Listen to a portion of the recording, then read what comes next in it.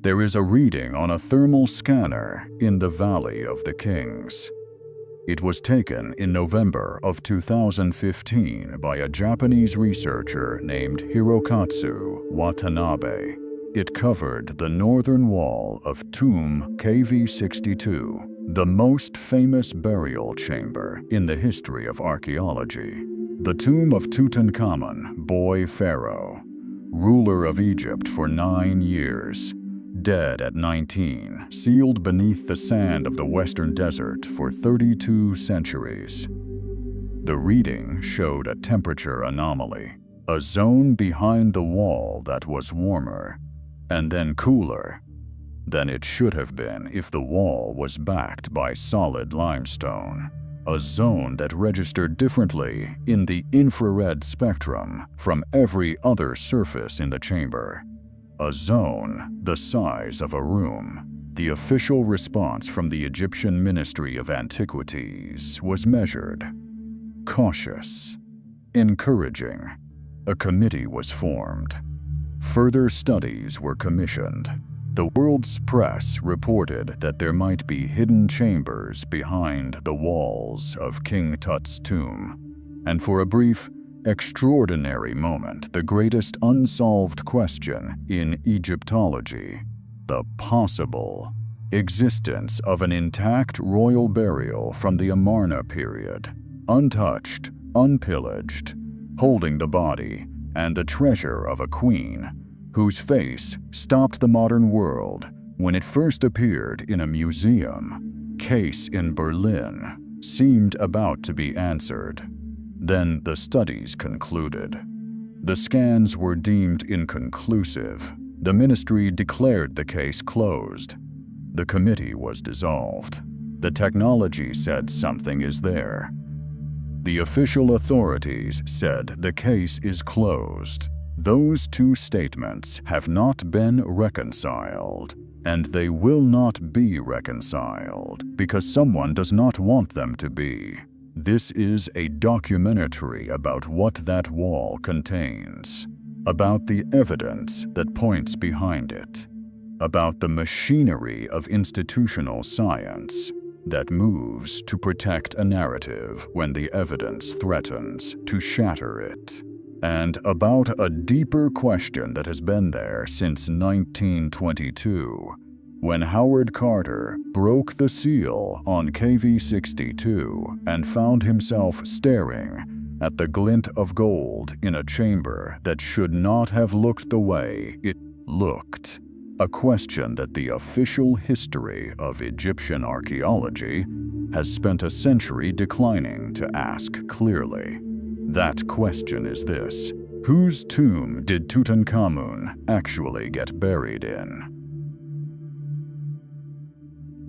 The wrong tomb for a pharaoh.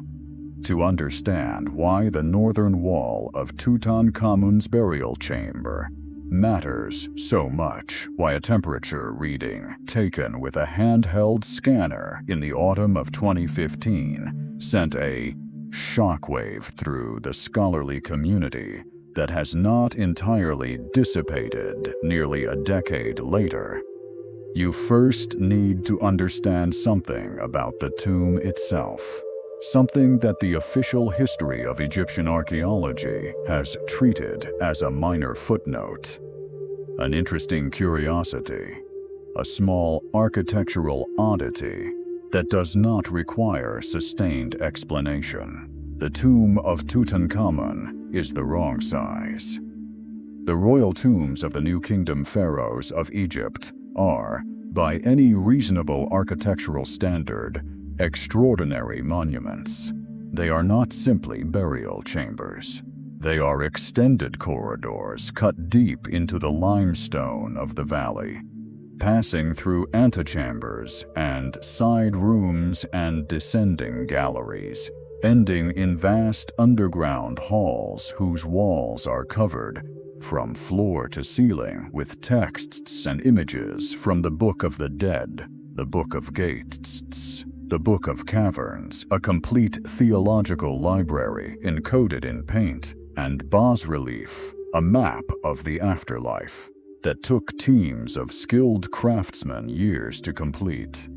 The tomb of Ramesses II is approximately 168 meters long.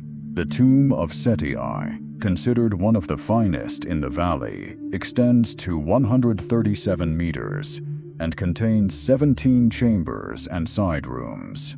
The tomb of Amenhotep III is similarly vast, a sprawling subterranean palace whose completion required a decade of labor.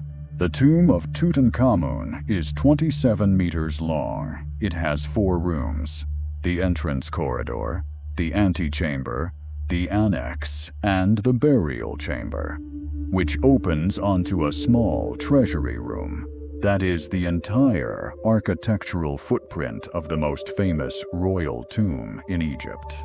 A pharaoh of Egypt who ruled for nearly a decade, who commanded resources that could move mountains of limestone and direct armies of craftsmen, was buried in a space smaller than many middle-class American homes.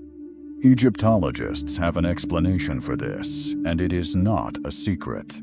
Tutankhamun died young, 19 years old, possibly even younger, depending on the forensic analysis you consult, and he died unexpectedly, or at least earlier than anyone had planned for.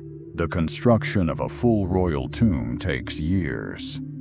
It begins during the pharaoh's lifetime and continues as long as the pharaoh is alive to supervise and fund it. When a young king dies before his tomb is remotely finished, his successors face a practical problem. They need somewhere to put him, and they need to put him there quickly. The solution, in Tutankhamun's case, was to modify an existing private tomb, to expand it slightly, to decorate its burial chamber with the minimum of required religious imagery.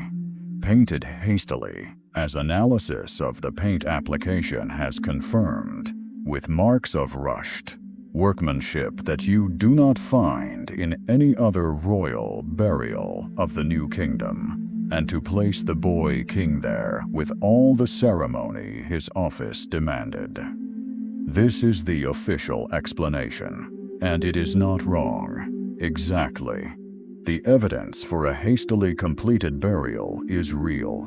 The evidence for rushed painting on the walls of the burial chamber is real.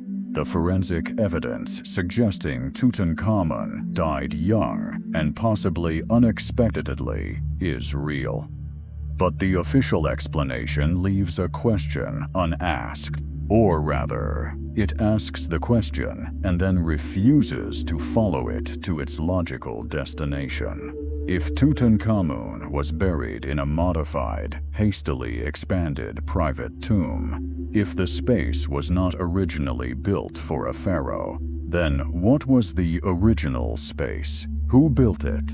And what does the original structure tell us about what might have been there before the boy king's mummy was carried down those shallow steps? B. The architecture of a queen. The shape of KV-62 is wrong in a second, more specific way. Royal tombs in the New Kingdom period follow a standard architectural template that evolved over centuries and became increasingly codified during the 18th and 19th dynasties. The template is directional. The tomb extends in a more or less straight line, descending through a series of corridors and halls that terminate in the burial chamber and its annexes. This linear plan is almost universal for male rulers. Female royal burials, the tombs of queens and royal wives, have a different plan. They tend to be characterized by a sudden, angular turn. The main corridor descends for some distance, then bends sharply, usually to the right, before continuing to the burial chamber. This 90-degree pivot is distinctive enough that Egyptologists use it as a diagnostic feature. If you are looking at a tomb plan and you see that turn, you are looking at a structure built for a woman. The tomb of Tutankhamun has that turn. The pivot in KV62 is not as pronounced as in some queens' tombs, but it is there. A lateral offset that places the burial chamber in a position relative to the entrance corridor that does not conform to the standard male royal template. Nicholas Reeves, the British Egyptologist, whose work on the hidden chambers we will examine in depth, has noted this as one of several architectural features of KV62 that make more sense if the tomb was originally begun for a female royal burial and then modified for Tutankhamun. There is nothing conclusive about a single architectural feature. Tombs were modified for all sorts of reasons. Emergency burials created unusual cases. The Valley of the Kings is a geologically complex environment, and tomb builders sometimes had to deviate from their planned layouts to avoid fault lines in the limestone, water infiltration channels, or the edges of previously cut chambers they had not realized were there. But the architectural anomaly of KV62 is not a single feature. It is a pattern of features, and patterns have a weight that individual anomalies do not. See the missing blueprints. When Howard Carter opened the tomb of Tutankhamun in November of 1922, he was opening a sealed space that had remained almost entirely undisturbed for approximately 3,200 years. The antechamber alone contained more than 5,000 objects: furniture, chariots, statues, boxes, jars, musical instruments, board games, weapons, clothing, and quantities of gold that staggered everyone who saw them. The clearance of the tomb took Carter and his team 10 years. Every object had to be photographed, documented, conserved, numbered, and removed according to the painstaking protocols that Carter, almost uniquely among Egyptologists of his era, insisted upon. The records he generated were meticulous and comprehensive. They are still the primary documentary source for our understanding of what was found in KV62 and where. But there are things that those records do not contain. And one of them is a complete architectural plan of the tomb, a measured survey, showing precisely how the space was originally designed, which elements were modified during or before Tutankhamun's burial, and what the relationship is between the decorated burial chamber and the undecorated, plastered walls that Carter observed but did not, apparently, think required special explanation. Carter's notes on the architectural history of KV62 are sparse in precisely the areas where we most need them to be detailed. He notes that the tomb appears to have been modified. He notes the unusual proportions of the burial chamber relative to the antechamber. He observed that certain walls, the northern and western walls of the burial chamber, appear to have been constructed from different materials and by different hands than the walls they join. He does not pursue these observations. He is focused, understandably, on the contents. The architectural anomalies are noted and filed and, in the decade that follows, effectively forgotten, absorbed into the general understanding of KV62 as a hastily modified private tomb, an explanation that answers enough questions to forestall curiosity about the ones it does not answer. The missing blueprints are not a conspiracy. They are a consequence of priorities. Carter was one man managing an excavation of staggering complexity with limited resources and considerable political pressure. He documented what he could in the time he had. The architectural questions could wait. They have been waiting for a century. D. The painted walls and their secrets. The painted decoration of the burial chamber of KV-62 is, by New Kingdom standards, minimal. A pharaoh's burial chamber was normally covered from floor to ceiling with the texts and images of the books of the afterlife, elaborate theological programs that required the work of trained scribes and painters over years.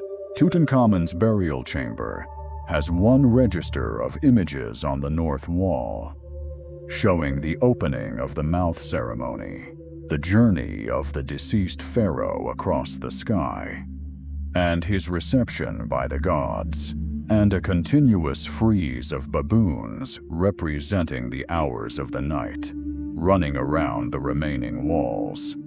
The paintings are competent but not exceptional. They are, by the standards of the period, schematic. But it is not the painting that attracts attention so much as what is beneath it. Analysis of the plaster on the north and west walls of the burial chamber. The walls that the thermal anomalies would later suggest conceal additional space, has revealed something that Carter noted but did not fully investigate. The plaster in those areas is applied over a different substrate than the surrounding rock-cut walls. It is, in several places, newer. The surface preparation is different, and in certain lighting conditions, at certain angles, there are visible differences in the surface texture that align with boundaries, straight-edged, regular boundaries of the kind that form when one construction joins another. The wall that every visitor to the Egyptian Museum has seen reproduced, the wall with the famous scenes of the opening of the mouth ceremony, may not be a wall at all. It may be a door. This is the claim that Nicholas Reeves made in his 2015 paper, which we will examine in detail in Section 3. For now, what matters is the physical observation from which that claim grows. Something in the construction of the north and west walls of KV-62's burial chamber is different from something in the other walls. The difference is not imagined. It is visible, measurable, and photographable under the right conditions. The official explanation is that the difference reflects the hasty and multi-stage completion of the burial chamber. That construction happened in several phases, by different teams, under time, pressure, and that the resulting inconsistencies are exactly what you would expect from such a chaotic process. That explanation is possible. It may even be correct, but it is the kind of explanation that, once you have heard it, you cannot hear without wondering whether it has been accepted because it is well supported by evidence, or because it is the explanation that most conveniently does not require any further investigation of a wall that no one in a position of authority has been eager to open. Hirokatsu Watanabe was not the first person to suggest that there might be something behind the walls of KV-62's burial chamber. Nicholas Reeves had made that suggestion in academic publications, based on photographic analysis in 2015. But Reeves's method was visual. The careful examination of high-resolution photographs taken with raking light across the surface of the walls What he saw was suggestive but not definitive. Photographs of surfaces, however high in resolution, cannot tell you what is behind a wall. For that, you need technology that penetrates. Watanabe arrived in the Valley of the Kings in November of 2015 with thermal imaging equipment capable of detecting temperature differentials as small as a fraction of a degree across stone surfaces. Infrared thermography does not send a signal through a wall and receive it back on the other side. What it does is more subtle. It maps the way heat moves through a material, and the way heat moves through limestone is different from the way it moves through air. If there is an empty space behind a wall, a cavity, a chamber, a passage, the thermal signature of that wall will be different from the thermal signature of a wall backed by solid rock. What Watanabe's scans showed on the north wall and the west wall of KV-62's burial chamber was a zone of thermal irregularity, a section of wall that registered temperature patterns inconsistent with solid limestone behind it. The anomaly on the north wall was, in Watanabe's analysis, consistent with the presence of a space approximately the size of a corridor or small chamber. The anomaly on the west-west wall was less pronounced, but similarly irregular. He also noted something else.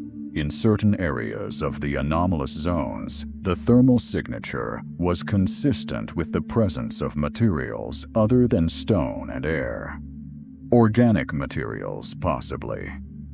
Metals, possibly. The word he used in his initial report was the kind of careful, scientific word that contains within it an enormous amount of implication: artifacts.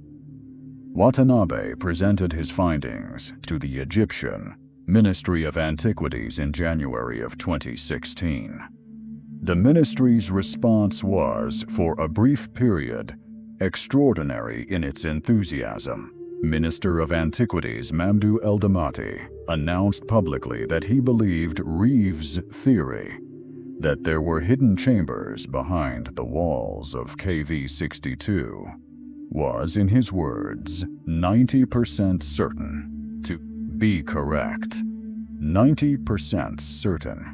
In a field where the professional standard of evidence requires near absolute certainty before any claim is considered established, 90% is a revolution, and it lasted, as revolutions in Egyptology tend to do, for a very short time.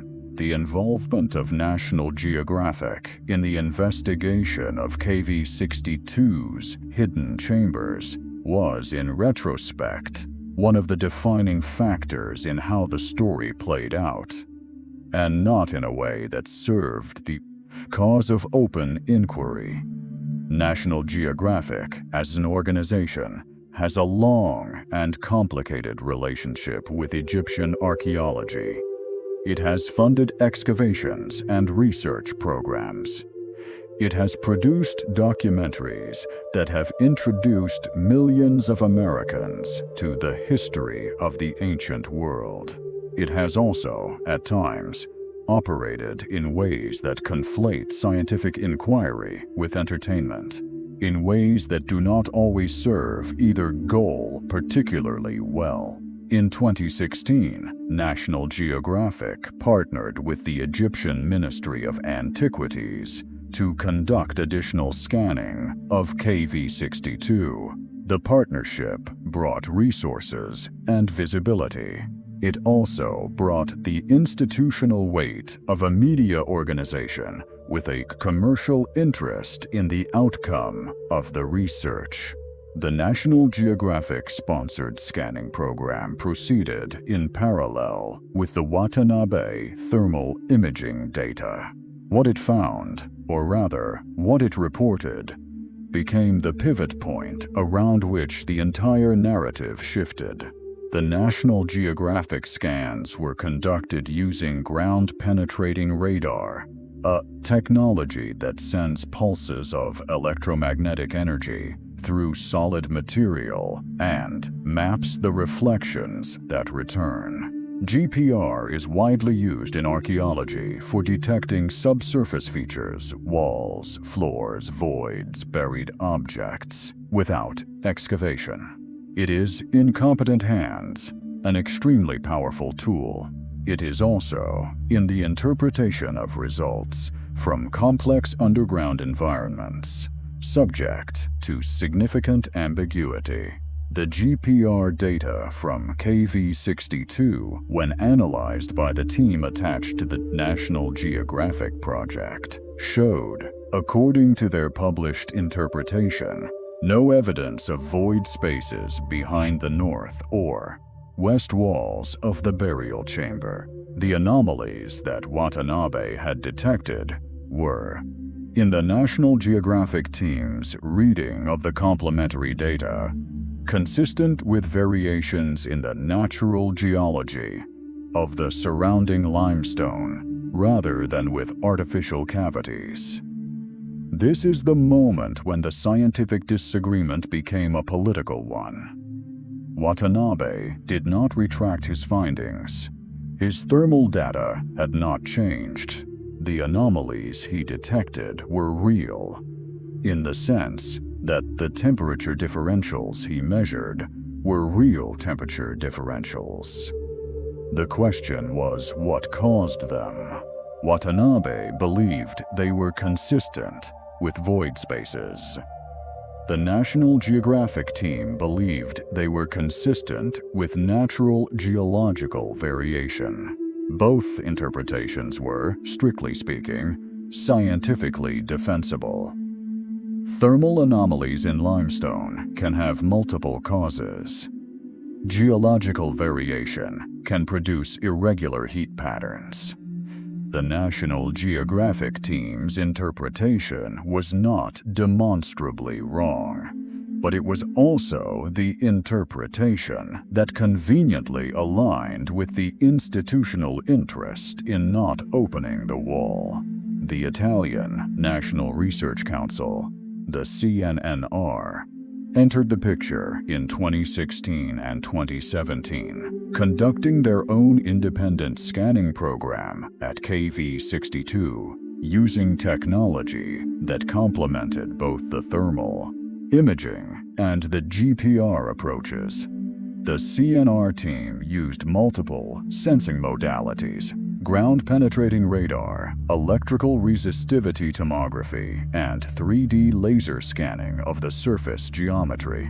The combination of methods was designed specifically to provide a more complete picture than any single approach could offer, and to allow the results from different sensing techniques to be cross-referenced against each other. Their findings, when published in 2018, were carefully worded in the way that the findings of scientists operating in a politically charged environment tend to be carefully worded.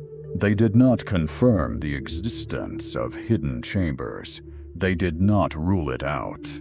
What they reported was that the data was, in certain specific areas of the north and west walls, anomalous, inconsistent with the expected profile of solid limestone backed by solid limestone, and that further investigation would be required to resolve the ambiguity. Further investigation would be required is the scientific equivalent of a raised eyebrow. It is the language of people who have seen something they cannot fully explain, but who are not, for reasons that have nothing to do with evidence, in a position to say so clearly. The Egyptian Ministry of Antiquities received the CNR report and announced that its conclusion was that the scans had found no evidence of hidden chambers. This summary of the CNR findings was, to put it diplomatically, selective. The report itself says no such thing. It says the evidence is ambiguous. The ministry's summary transformed ambiguity into negation. And negation, once stated officially, tends to stick. The case, as far as the Egyptian government was concerned, was closed. The scans had been done. The results had been interpreted. The interpretation was that there was nothing there. Further investigation of the walls was suspended. The gap between what the scanning researchers actually found and what the official narrative said they found is not a matter of speculation. It is a matter of public record. But a public record that requires reading the original scientific papers, rather than the government press releases, which is a level of engagement that most people, understandably, do not bring to questions of archaeological policy. The Watanabe thermal data, when examined by independent researchers who subsequently published their own analyses, was found to be consistent with Watanabe's original interpretation. The anomalies he detected were real. Whether they indicate void spaces or something else, they cannot be explained by standard limestone geology. The GPR data, when the raw files were examined by researchers outside the original National Geographic-sponsored team, including researchers at European universities, who had no institutional stake in the outcome, produced results that were considerably more ambiguous than the published interpretation suggested. Several researchers noted in peer-reviewed publications that the raw GPR data contained features that were, in at least 2 locations, consistent with the presence of a void space of the size and shape that Reeves' architectural analysis would predict. These publications exist. They are findable by anyone with access to academic databases. They have not been retracted. They have not been formally contradicted. They have been ignored. Nicholas Reeves published his paper, The Burial of Nefertiti, in August of 2015. It was made available as a free download through the Amarna Royal Tombs Project website. Within days, it had been downloaded hundreds of thousands of times. By the end of its first week of availability, it was being discussed in every major newspaper in the English-speaking world. In academic terms, it was a seismic event. The paper made a specific and radical claim, grounded in detailed analysis of the high-resolution photographic survey of KV62 conducted by Factum Arte in 2014. The same survey that produced the extraordinary facsimile of the burial chamber, now installed at Luxor as part of a conservation program to reduce visitor pressure on the original. What Reeves saw in those photographs, and what he could only see because the resolution was sufficient to reveal details invisible to the naked eye, were straight lines beneath the painted plaster of the north and west walls. Lines that ran vertically at regular intervals with the precision of architectural features rather than the randomness of geological or paint cracks. Lines whose pattern, when plotted on a plan of the chamber, corresponded to the outlines of 2 sealed doorways. Reeves' interpretation of these lines was as follows. The burial chamber of KV62 was not originally the burial chamber of KV62.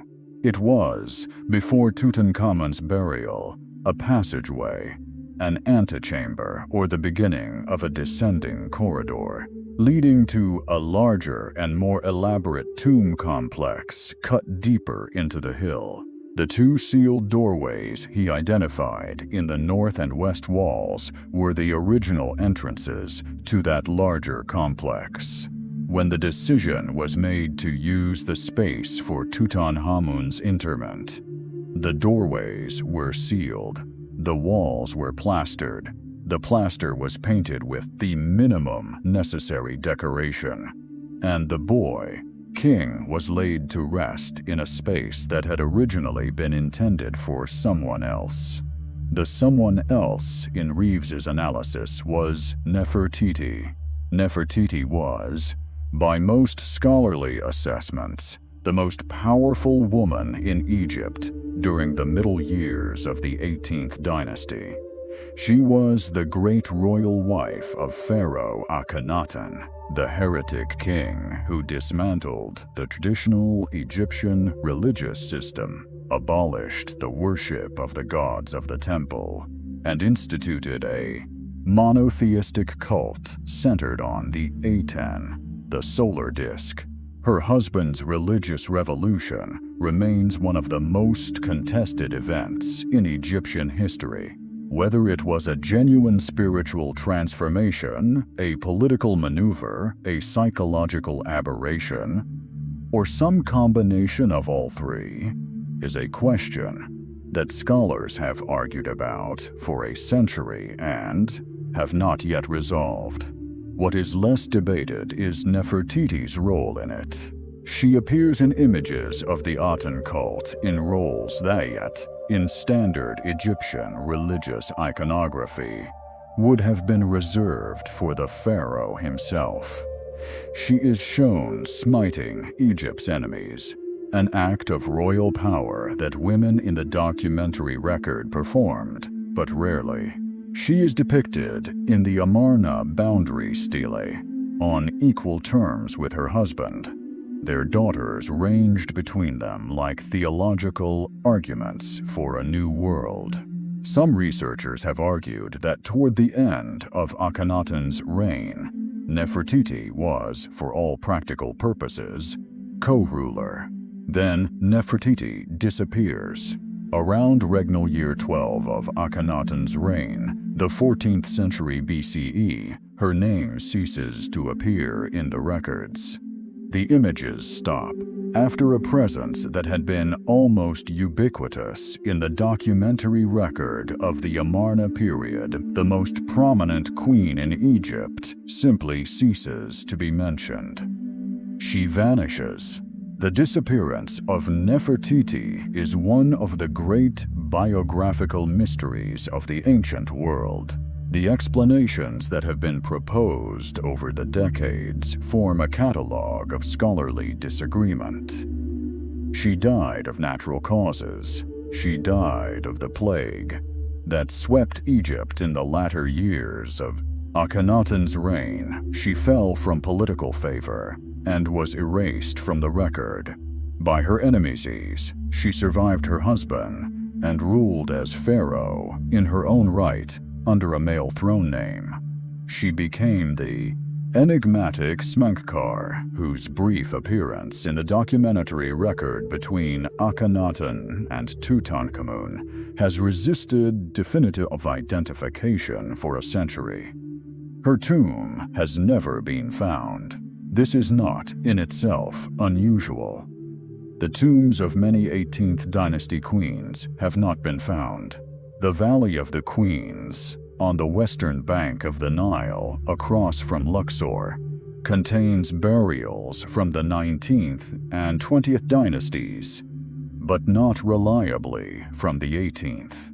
The royal women of the Amarna period were buried at Amarna itself, the city Akhenaten built, in tombs cut into the cliffs of the eastern escarpment. When the Amarna period ended, when Tutankhamun restored the old gods and the old order, when the city of Akhenaten was abandoned and eventually dismantled by his successors, those burials were in a precarious position. Some were disturbed, looted, or destroyed in the general damnation of the Amarna legacy.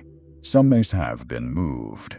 Reeves' hypothesis is that Nefertiti's burial was among those that were moved, that at some point in the confused and politically charged years of the late Amarna period, before, during, or shortly after Tutankhamun's reign, her mummy and her grave goods were transferred to a new tomb cut into the limestone of the Valley of the Kings, a tomb whose entrance corridor was later sealed and plastered and converted into the burial chamber, where a boy king who had no time to prepare his own monument was interred. The Reeves theory is not simply a function of the wall markings he identified in the Factum Arte photographs. It rests on a convergence of independent lines of evidence, each of which has been known to Egyptologists for years but which have not previously been synthesized into a single coherent argument. The first line is architectural. We have already discussed the unusual size and plan of KV62, the 90-degree turn that characterizes queens' tombs, the minimal floor plan, the disproportionate relationship between the antechamber and the burial chamber. These features are more easily explained if the space was designed for someone other than a pharaoh, and specifically for someone whose burial required the type of plan typically used for female royal burials. The second line is material. Howard Carter's records from the excavation of KV62 include notations of material that was, at the time, treated as intrusive or displaced, objects that did not obviously belong to Tutankhamun's burial equipment. Among these were fragmentary items with inscriptions that referred not to Tutankhamun, but to members of his family and predecessors. Some of these fragments were consistent with Amarna period royal burial equipment. The interpretation Carter applied was that the material had been brought from Amarna to KV62 as part of the process of gathering and reburying Amarna period royal remains. This interpretation may be correct, but it is also consistent with the existence of a burial predating Tutankhamun's in the same space. The third line is iconographic. The decorative program of KV62's burial chamber, what little there is of it, contains elements that are, for a pharaoh's tomb, anomalous. The image on the north wall, showing the opening of the mouth ceremony, depicts Tutankhamun's successor Ai performing the ritual, an act that, in the standard royal burial tradition, was performed by the heir. But the image also has compositional features that seem to have been adapted from, or overlaid upon, an existing decorative scheme rather than created from scratch. The layers of intention visible in the painting, when analyzed in detail, suggest that what was on the wall before the final decoration may not have been nothing. The response of mainstream academic Egyptology to the Reeves hypothesis was swift, and it was, in significant respects, not what the response to a genuinely revolutionary hypothesis ought to look like. It ought to look like engagement.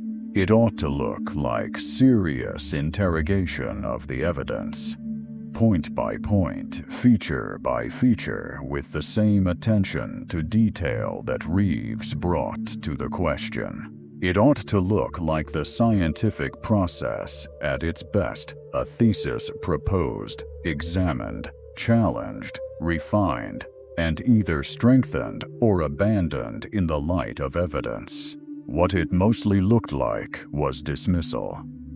The Reeves paper was attacked on grounds that, examined carefully, are weaker than the confidence with which they were deployed.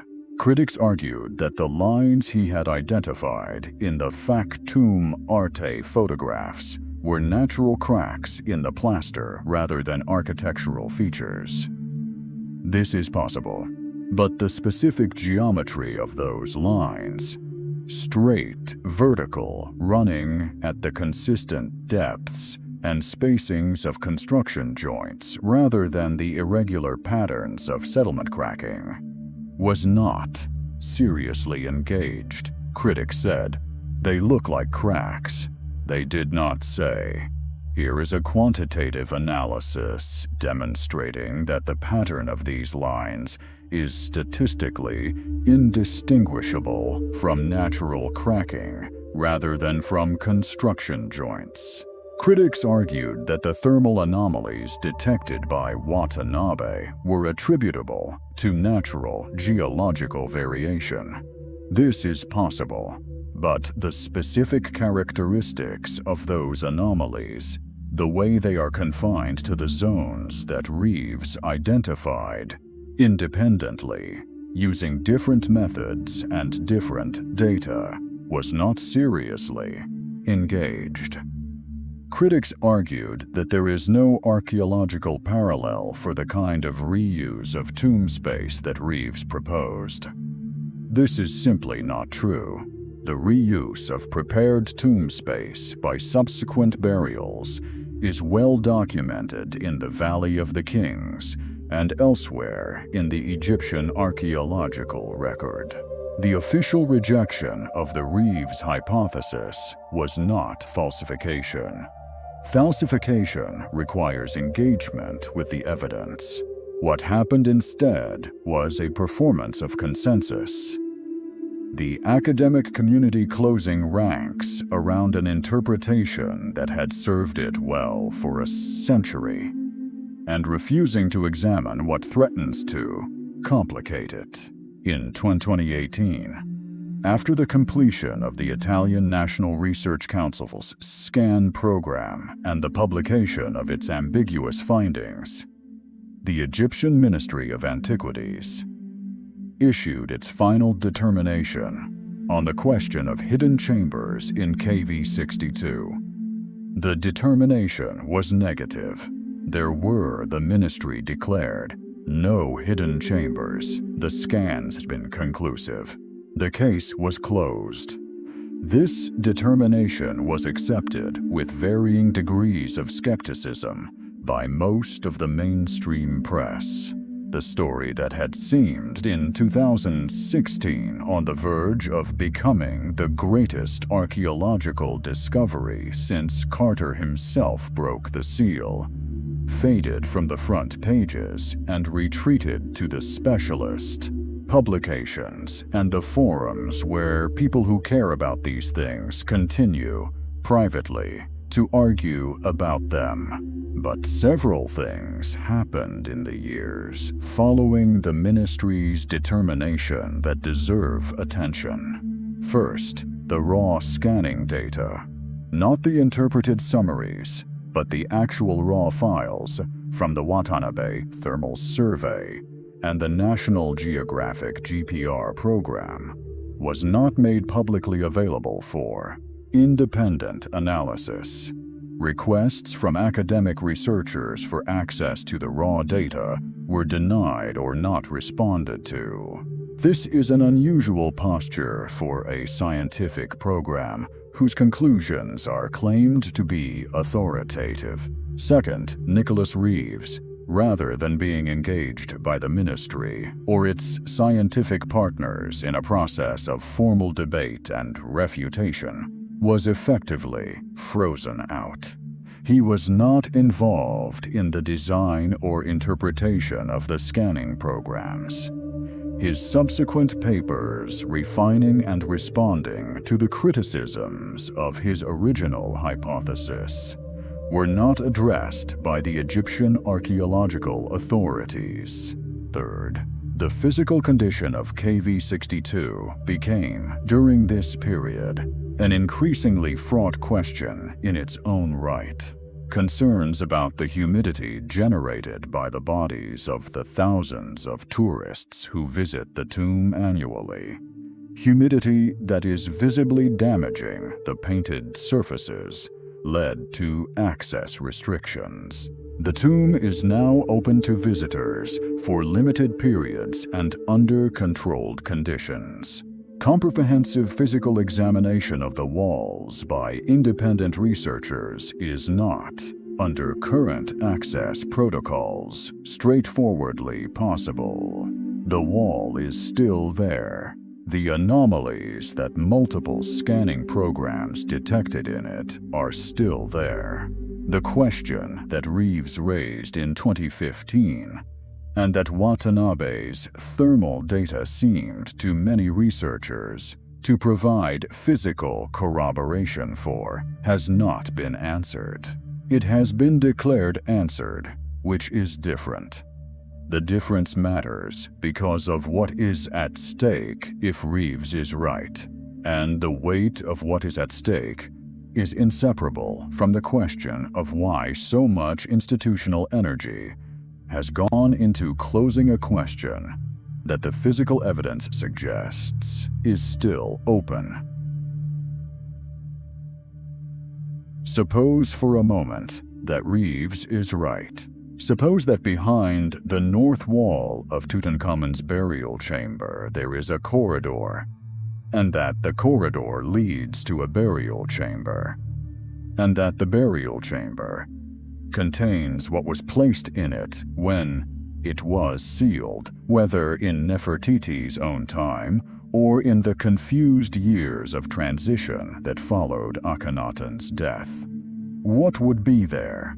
This question is not entirely speculative. We know what 18th dynasty royal burials looked like.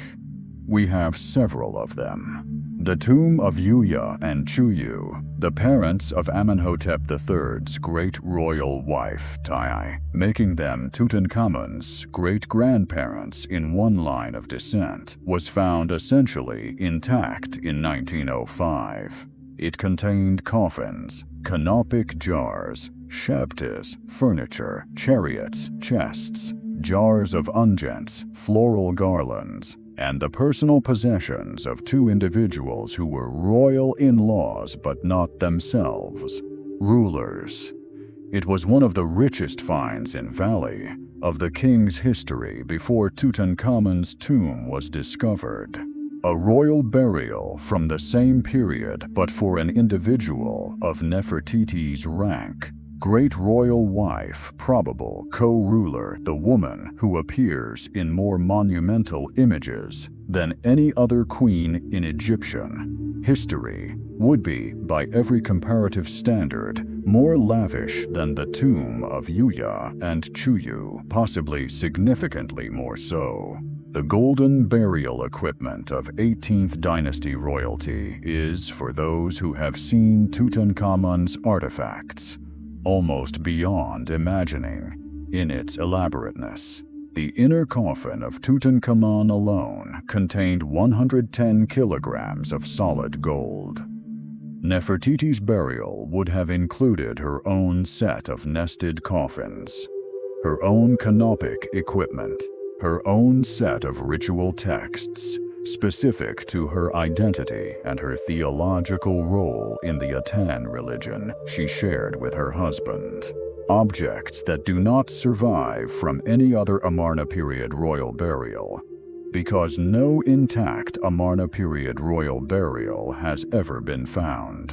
In terms of historical significance, not monetary value, though that would be staggering, but historical significance, an intact Nefertiti burial would be the most important archaeological find in the history of the discipline. Not since Carter broke the seal on KV-62 in 1922. Since the beginning of systematic archaeology as a science.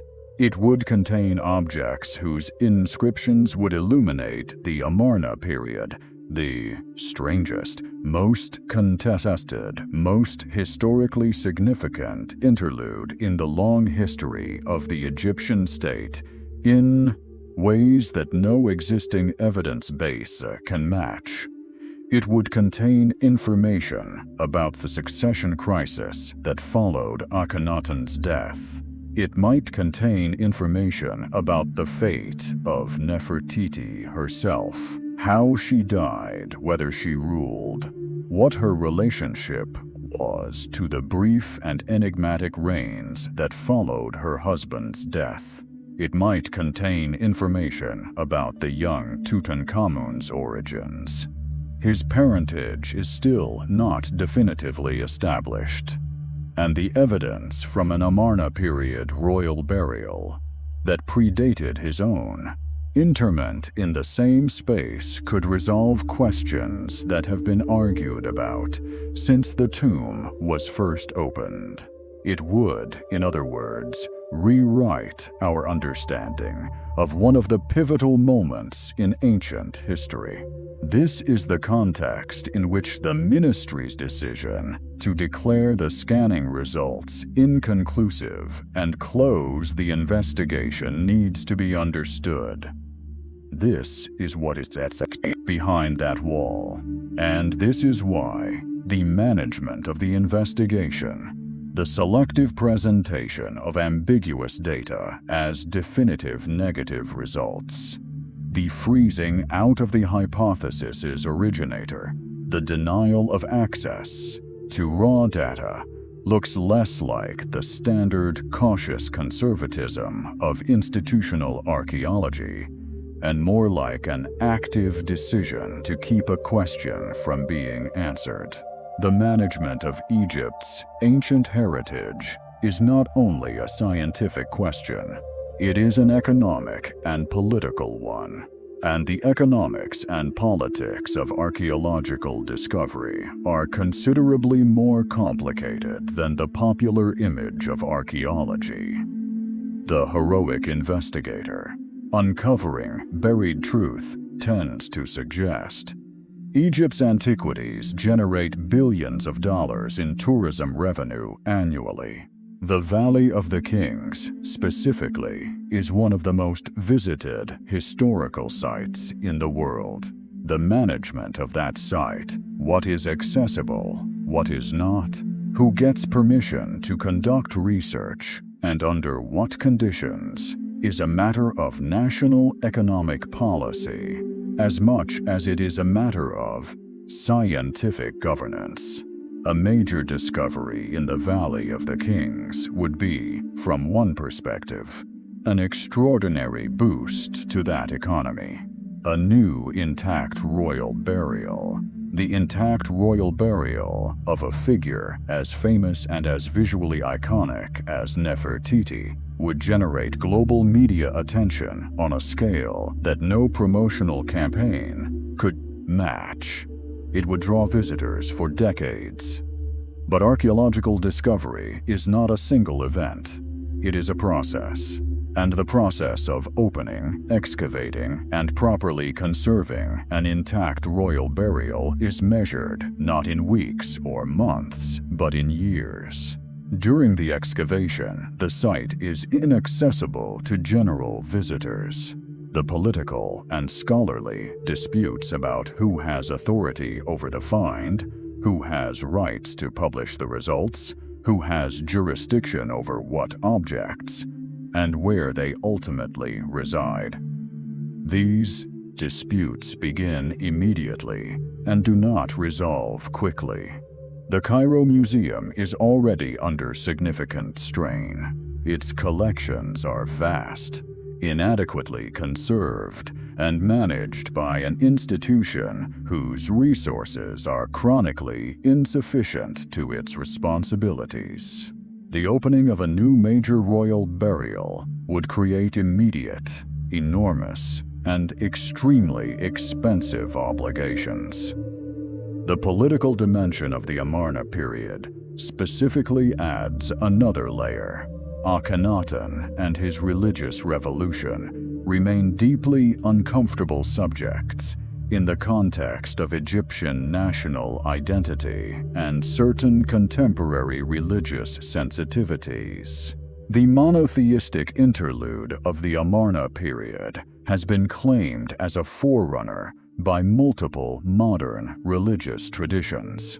The nature of the Aten religion, its relationship to contemporary monotheisms. The question of whether Akhenaten's ideas influenced the Abrahamic traditions that developed in the Levant during and after his reign is a subject that generates, in some quarters, not scholarly debate but existential anxiety. An intact Amarna period royal burial, with texts specific to the Aten religion and potentially including personal and liturgical documents from Nefertiti's reign, would pour accelerant on those questions.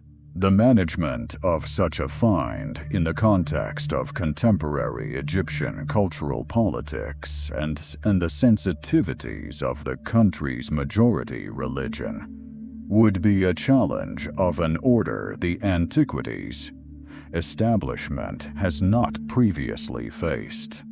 These pressures do not prove that the decision to close the investigation was corrupt. They do not prove that someone decided to suppress evidence of hidden chambers in order to avoid the political and logistical consequences of finding them. But they explain the environment in which that decision was made, and they help answer the question that any reasonable observer must eventually ask. If the data was genuinely conclusive, and there is nothing behind that wall, why is there so much resistance to allowing independent researchers access to the raw data to verify that conclusion? The suggestion that significant archaeological evidence in Egypt has been managed in ways that do not serve open scientific inquiry is not new. It is not conspiracy thinking.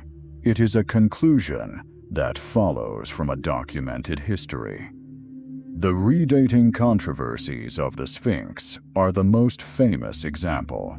John Anthony West and later Robert Schoch, a Boston University geologist, produced evidence in the early 1990s that the weathering pattern on the Sphinx's body was consistent with prolonged water erosion rather than wind erosion. A finding that, if correct, would require pushing the date of the monument's construction back to a period when rainfall was sufficient to cause that kind of weathering.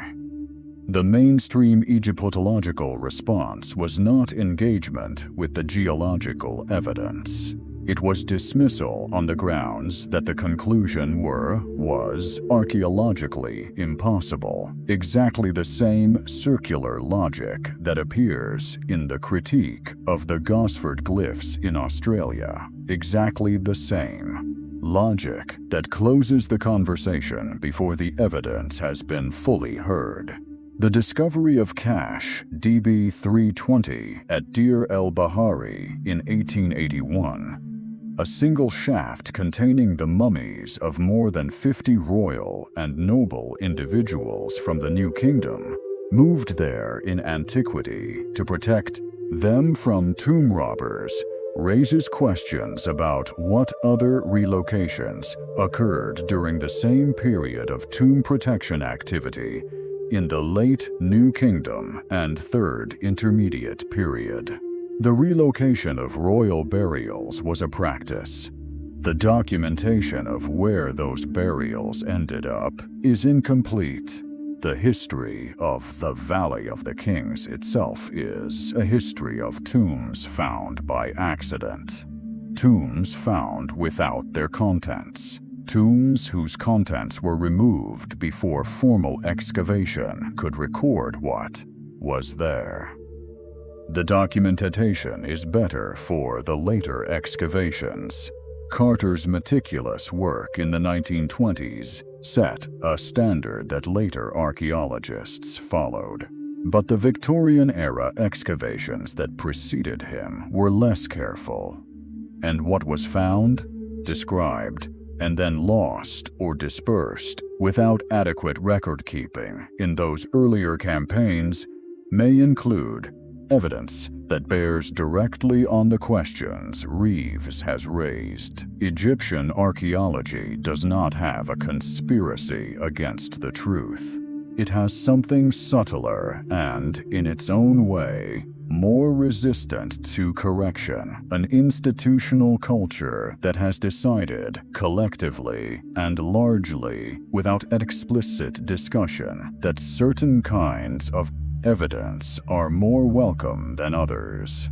The Reeves hypothesis is unwelcome not because it is implausible. It is not implausible, but because, if it is correct, it requires opening a wall, and opening a wall in the most visited burial chamber in the world, on the basis of evidence that has been officially declared inconclusive. In a country whose relationship with its ancient heritage is entangled with tourism revenue, national identity, religious sensitivity, and international scholarly politics, requires exactly the kind of institutional courage that no institution involved in this story has shown. There is a principle in science called the precautionary principle, and it runs roughly like this. When an action raises threats of harm, precautionary measures should be taken even if some cause and effect relationships are not fully established scientifically. Applied to archaeology, it becomes something like this. When the evidence for the existence of something significant is strong enough to be taken seriously, and when the cost of investigating it further is not catastrophic, the precautionary principle argues for investigation rather than closure. The cost of further investigation of the north and west walls of KV62 is not catastrophic. The technology exists to conduct non-invasive guest scanning of those walls using methods that have improved significantly since 2018, and that did not exist in 2015. Muon tomography, a technique that uses cosmic ray particles to image the interior of solid structures without any physical intervention, has been used to look inside Egyptian pyramids and has revealed architectural features that conventional methods had missed. Applied to KV62, it could provide images of what lies behind those walls, with a resolution that the thermal and GPR methods of 2015 to 2018 could not achieve. The cost of that investigation, compared to what it might find, is trivially small. The political cost, on the other hand, is not trivial at all, because opening the question again, commissioning new scans, releasing the results in a transparent and publicly accessible format, subjecting the data to genuinely independent analysis, means acknowledging that the 2018 determination was not the last word. It means acknowledging that the wall is still an open question. It means accepting the consequences of answering that question, whatever those consequences turn out to be. And those consequences might be nothing. The wall might be backed by solid limestone. The thermal anomalies might be explained by geological variation. The lines Reeves identified might be cracks, not doorways. The official determination might be correct, but it might not be. Howard Carter spent most of his adult life looking for Tutankhamun's tomb. He searched the Valley of the Kings for 6 seasons without finding it. He came close to giving up. In the autumn of 1922, with funding from Lord Carnarvon running dry, he returned for one final season and found, on the fourth day, a step cut into the bedrock that led to a sealed doorway that led, after another sealed doorway, to a space that had not been opened since approximately 1323 BCE. Carter knelt at the hole in the inner door with a candle. Carnarvon, beside him, asked the famous question, "Can you see anything?" Carter, according to the account he wrote afterward, said, "Yes, wonderful things. The irony that has attended Tutankhamun's tomb from the moment of its discovery is that the boy king was the least significant of the finds his tomb contained. He was a minor ruler whose reign lasted barely a decade, whose historical importance derives almost entirely from the accident of having died before his tomb was robbed, and from the extraordinary contents that were preserved for 3,000 years as a result. The Egyptological significance of KV-62 is not Tutankhamun. It is what Tutankhamun's tomb contains, and the question that has been forming slowly since the 1970s, when the first architectural analysts began to notice the peculiarities of KV-62's plan. And that became explicit in Reeves' 2015 paper, and that was given physical corroboration by the thermal scans of 2015 and 2016, is this: what if KV-62 contains something more? What if the boy king, in death as in life, is only the antechamber? What if the final Tutankhamun irony is that his tomb, the most famous archaeological discovery of the century, the object of more books and documentaries and museum exhibitions than any other artifact of the ancient world, is, literally and physically, just a doorway to something greater? Carter said, "Wonderful things. What lies behind the north wall might make everything Carter found look like the antechamber it may actually be, the vestibule to a room the world has not yet seen.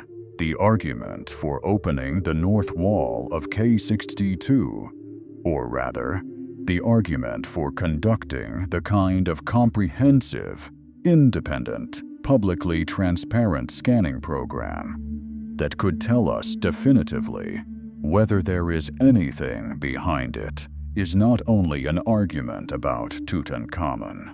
It is not only an argument about Nefertiti or the Amarna period or the theology of the Aten religion or the political dynamics of late 18th dynasty Egypt. It is an argument about what the past is for. The past, in the way that mainstream institutional history tends to present it, is a settled domain. The events have happened. The record has been established. The interpretations have been argued about, and the best supported ones have been accepted. The job of the historian and the archaeologist is to refine the details, to fill in the gaps around the margins of a narrative whose basic shape is already known. But this is not what the past actually is. The past is not settled. The record is not established. The interpretations are not, in the most important areas, the result of comprehensive evidence that has been fully examined. They are the result of the evidence that has been found so far, examined by the people who found it, within the institutional and political frameworks that governed the conditions of finding. There are tombs in Egypt that have not been found. There are texts in Egyptian archives that have not been read. There are scanning programs that have been halted before their data was fully analyzed. There are raw data files that have not been released for independent examination. There are walls that have not been opened. Behind one of those walls, the north wall of the most famous burial chamber in the world, the wall that multiple independent scanning technologies have found anomalous. The wall whose surface bears marks that one of the world's leading Egyptologists has identified as the outlines of a sealed doorway. There may be a space that contains answers to questions we have been asking for a century. The technology to answer the question exists. The scholarly framework for answering it exists. The question itself has been clearly articulated. What does not exist currently is the institutional will to pursue the answer, because the answer, if it comes, will require acknowledging that the 2018 determination was premature. It will require acknowledging that evidence was managed in ways that did not serve the cause of open inquiry. It will require someone in a position of authority over the most celebrated archaeological site in the world to say publicly that the case they declared closed is in fact still open. That acknowledgement may never come. The mechanisms of institutional inertia are powerful, and the specific mechanisms that operate in Egyptian archaeology, the entanglement of academic authority with governmental control, of scientific legitimacy with tourism economics, of scholarly reputation with nationalist cultural politics, are among the most complex in the world. But it may come, and when it does, if it does, it will come because enough people outside the institutional system refused to accept the verdict of inconclusive when the evidence continued to suggest otherwise. The limestone of the Valley of the Kings was formed approximately 70 million years ago in the bed of an ancient sea. It is a relatively soft stone, soft enough to be cut with copper tools, which is how the builders of the New Kingdom pharaohs carved their burial chambers, but hard enough to hold a structure for thousands of years without significant deterioration in the stable environment below the valley floor. It does not know it is famous. It does not know that it contains, somewhere within its layers, the most argued about wall in the history of archaeology. It does not know that the question of what lies behind a particular stretch of painted plaster has occupied the minds of some of the most accomplished scholars of the ancient world for the better part of a decade, and has been the subject of scanning programs and academic papers and ministerial determinations and international press coverage, and the particular kind of frustrated silence that follows, an official verdict that the evidence continues to resist.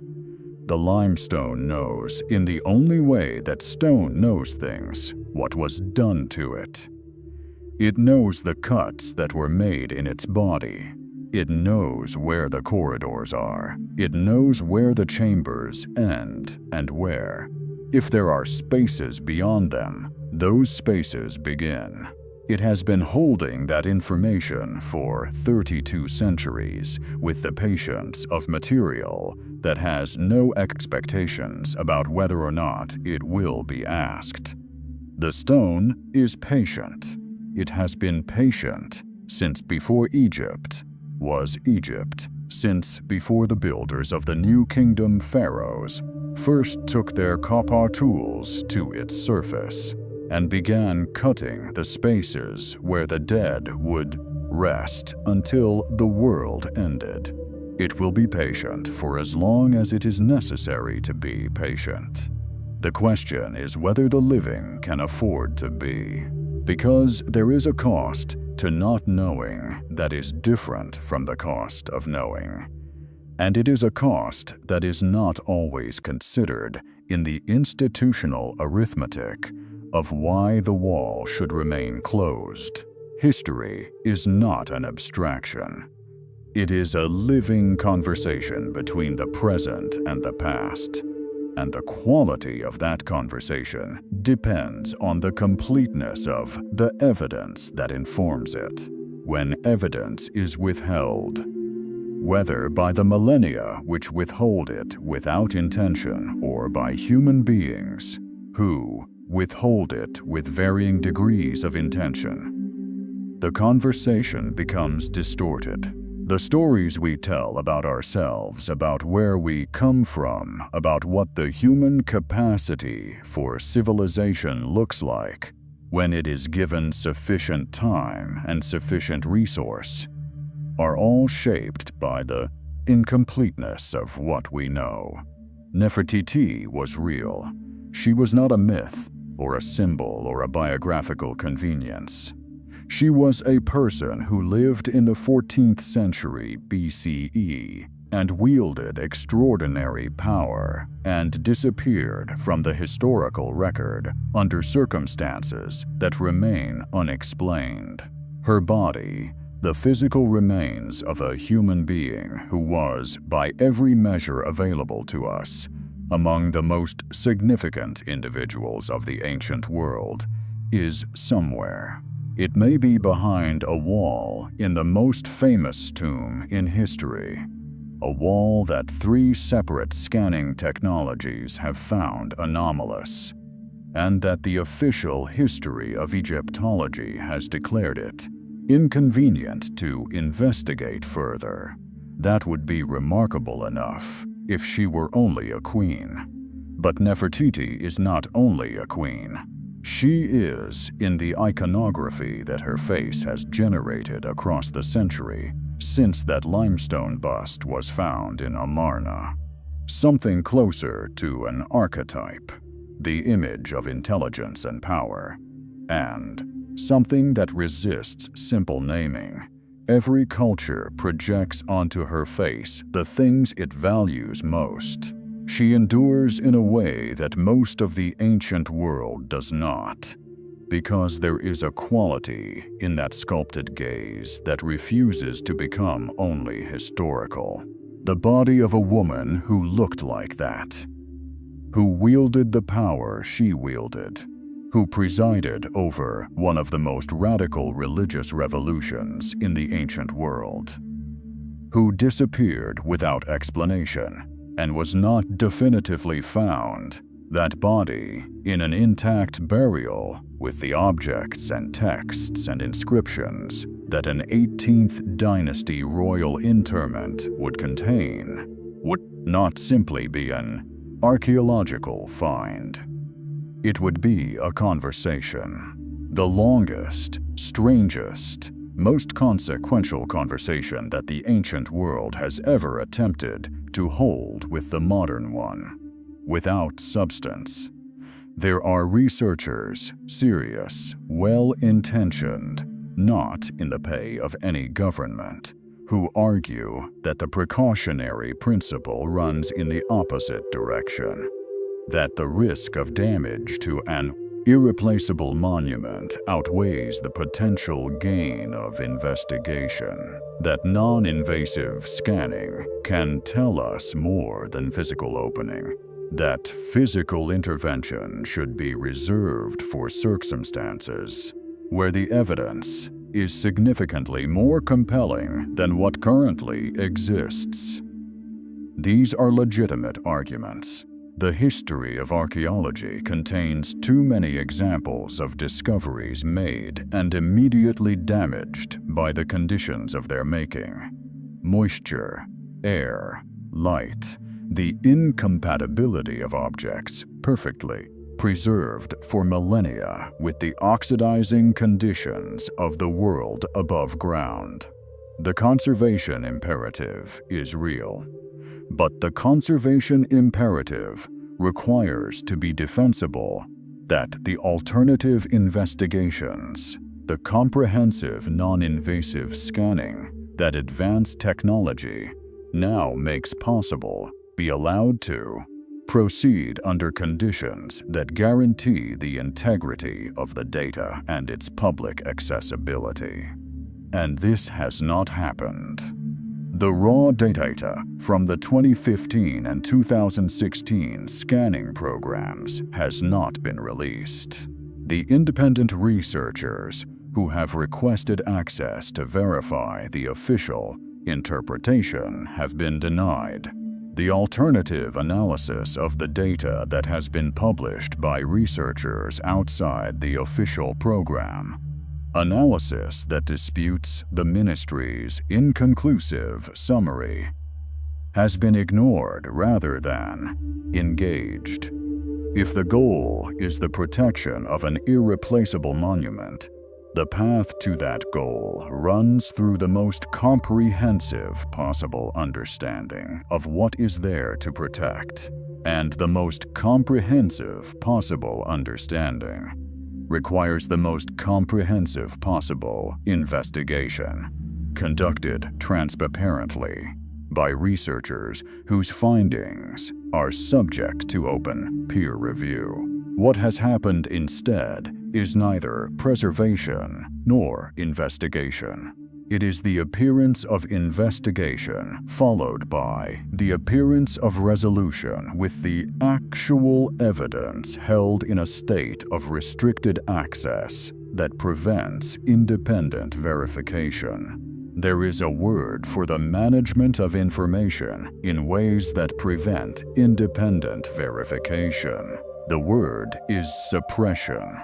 It is a strong word. It is the right word. This documentary does not claim that Nefertiti's tomb is definitely behind the north wall of KV62. The evidence does not establish that with certainty, and claiming certainty where the evidence supports only probability is the error that separates good documentary filmmaking from conspiracy theory.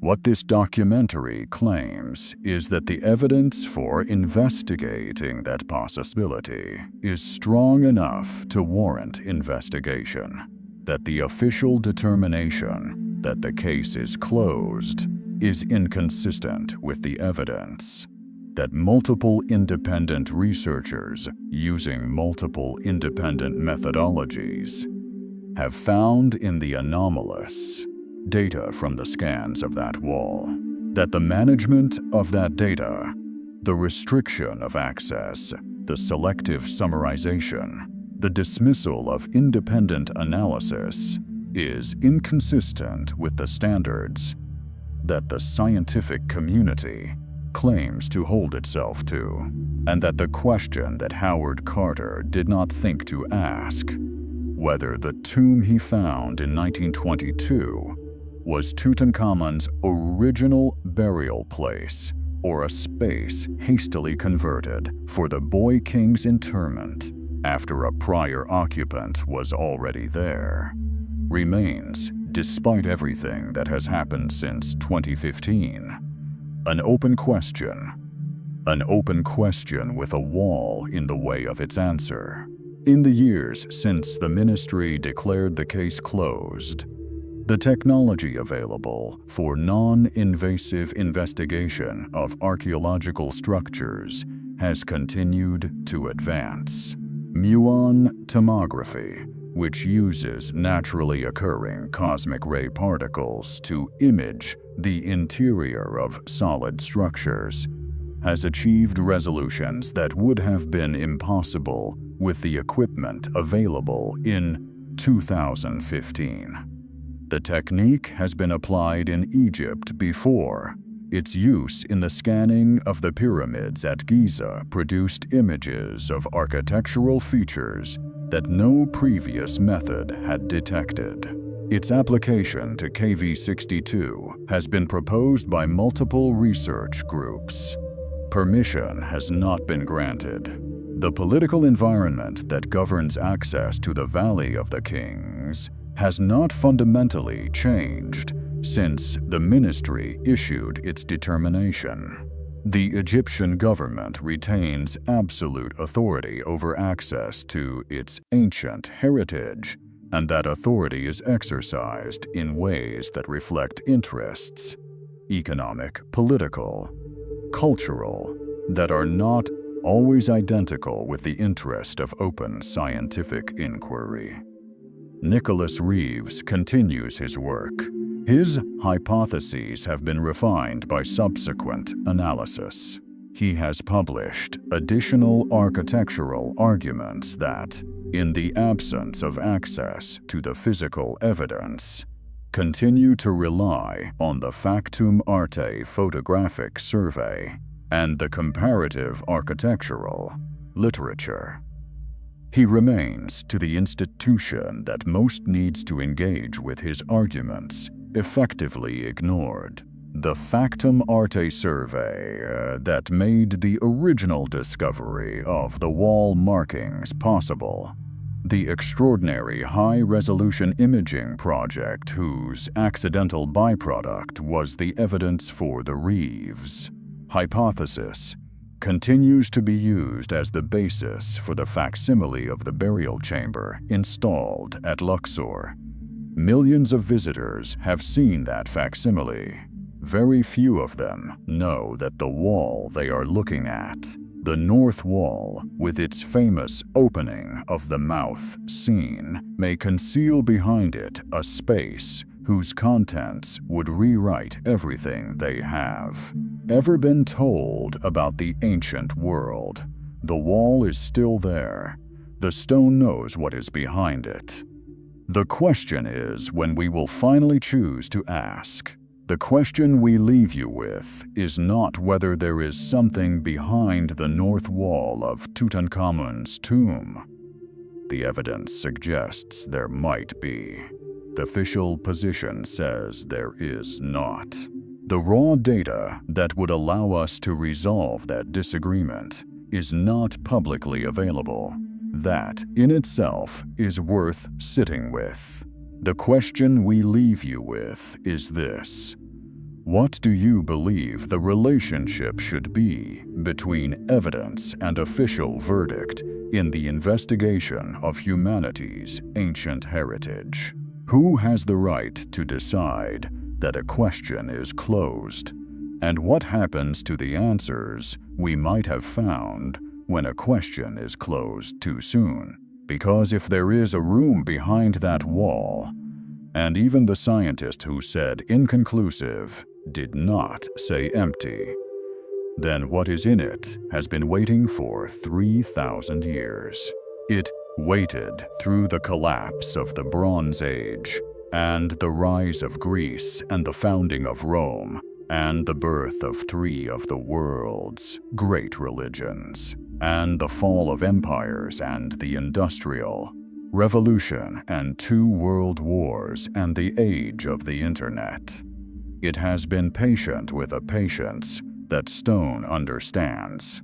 The question is whether we are willing to be as patient with the truth